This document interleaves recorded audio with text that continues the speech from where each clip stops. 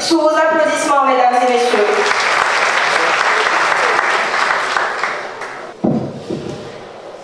Merci beaucoup.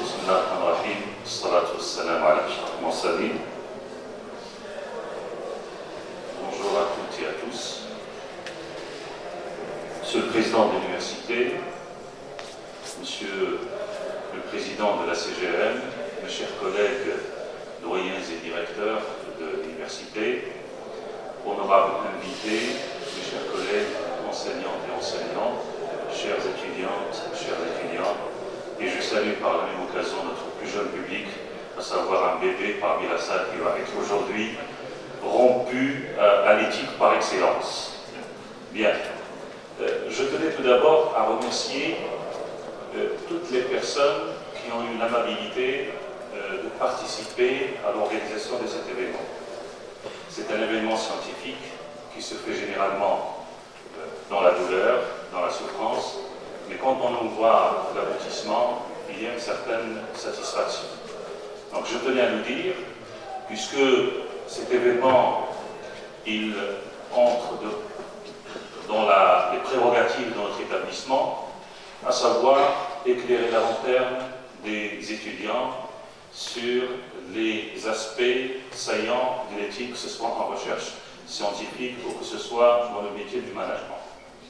Ce que je voulais dire, que c'est cette problématique du colloque, à savoir éthique et management pour une mobilisation conjointe pour une réussite collective, nous interpelle tous. Pourquoi? Parce que d'un côté, il y a des impératifs de rendement, des impératifs de performance, il y a des impératifs aussi de résultats, et de l'autre côté, il y a le respect des normes, le respect d'un certain nombre de valeurs. Quelquefois, ce genre d'association n'est pas du tout facile à faire. Ou bien on frôle le machiavélisme, et donc on est beaucoup plus axé résultat, et donc on bafoue les règles éthiques, et c'est ce qui fait que quelquefois on est en plein adage de Machiavelli, la norme, ou plutôt la fin justifie les moyens, ou bien on est dans cette logique de conciliation, d'équilibre, entre d'un côté le rendement, le résultat, et ce qui n'est pas du tout facile à faire. Cette conciliation, quelquefois, pose un certain nombre de problèmes. C'est pour cela que ce genre d'événement tombe à point nommé pour essayer, je dirais, d'équilibrer entre les deux, et en même temps, en dressant un constat, bien sûr, un certain nombre de publications vont s'atteler à la tâche de dresser le diagnostic et le constat des pratiques éthiques, que ce soit en entreprise, que ce soit en recherche scientifique. Donc, à travers ce constat, bien entendu, sortiront et émergeront des recommandations qui vont, bien entendu, aller dans le sens du respect de l'éthique. Et je dirais même qu'aujourd'hui, l'éthique n'est plus sous-entendue, elle doit être déclarée, elle doit être affichée sans embâche pour qu'elle soit respectée par les uns et les autres. Cette problématique aussi tombe à point nommé puisque nous vivons une période, si je puis dire, d'effritement des valeurs. Les valeurs s'effritent de plus en plus et il y a une forme d'émergence d'un certain nombre de non-valeurs qui ne cadrent pas avec l'éthique.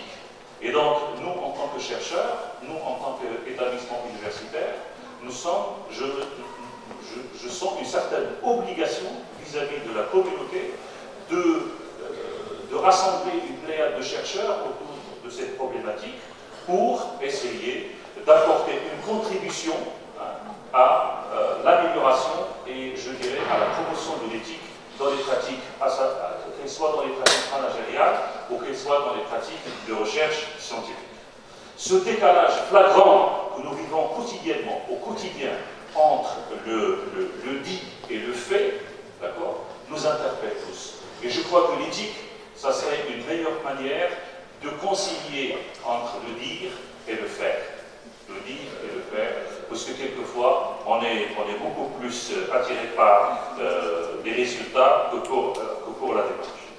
Je tenais, à la fin de mon propos, à remercier Monsieur le Président de l'Université, qui a toujours entouré notre école de sa bienveillance et de sa sollicitude, Monsieur le Président de l'Université est porteur d'un projet ambitieux, ce qui nous pousse à faire de même. Et donc, dans cette logique de collaboration, Monsieur le Président n'hésite pas de nous accorder tous les moyens possibles pour qu'on puisse faire le travail dans de meilleures conditions. À ce titre, je vous remercie infiniment, Monsieur le Président. D'ailleurs, votre présence aujourd'hui, c'est ainsi, malgré vos préoccupations, et j'en sais quelque chose, votre présence aujourd'hui au lancement de ce colloque est un signe indélébile qui restera dans la mémoire de notre école.